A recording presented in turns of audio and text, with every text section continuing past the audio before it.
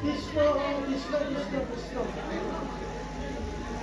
আজি দেখুন হৰি মন্দিৰৰ দুৱাৰ মুকলি আছে ভালে হ'ল আজি পইচা কেইটামান ভালকে ঘটিব পাৰি নহয়নে বাৰু আজি ৰজাই উপবাস কামধা কৰিবৰ বাবে আমাক মাতিছে ভালকে থদিম বুলি ভাবি আছো নহয় পিছে মইতো আৰু আচল ব্ৰাহ্মণ নহয় লগুণ এডাল আছে দেই এই লগুণডাল দেখিলে ৰজাই ব্ৰাহ্মণ বুলি ভাবিব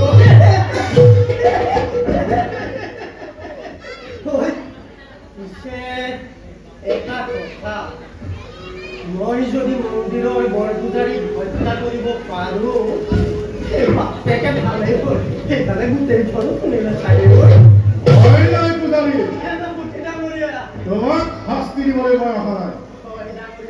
তোমাৰ লগত এটা কথা পাতিবৰ বাবেহে মই ইয়ালৈ আৰু তুমি যি ভাবিছা তাত মই সহায় কৰিম আৰু কৰিম মোক ক্ষমা কৰি দিয়া এবাৰ মোক ক্ষমা কৰি দিয়া হয় নকৰিব পূজাৰী তোমাক মই অনুসৰণ কৰিবলৈ অহা নাই আহিছো এটা কথা তোমাৰ লগত আলোচনা কৰিবা হয় পূজাৰী প্ৰথমতে তুমি প্ৰতিজ্ঞা কৰা যাতে মই যি কথা কম তুমি সেই কথা কাৰো আগত প্ৰকাশ কৰিব নোৱাৰিবা মই তিনি সত্য খাই কৈছো আপুনি যি কৰিব কয় মই তাকেই পূজাৰী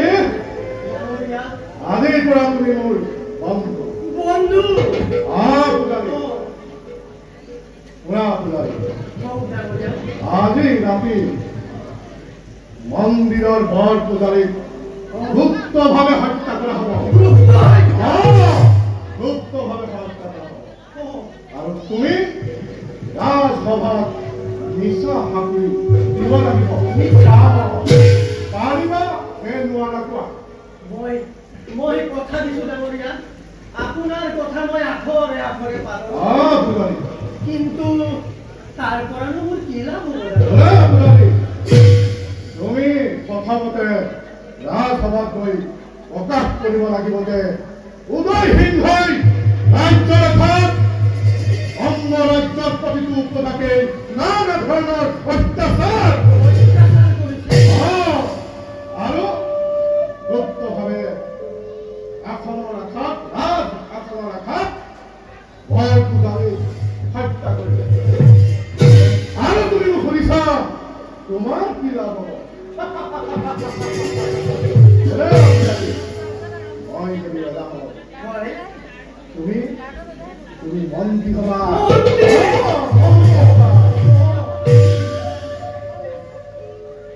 চাবা সময়ত যাতে তুমি বিচলিত নোপোৱা নাই ডাঙৰীয়া মই এতিয়া নিষ্কাৰ্যত ভৰ্তি হম ডাঙৰীয়া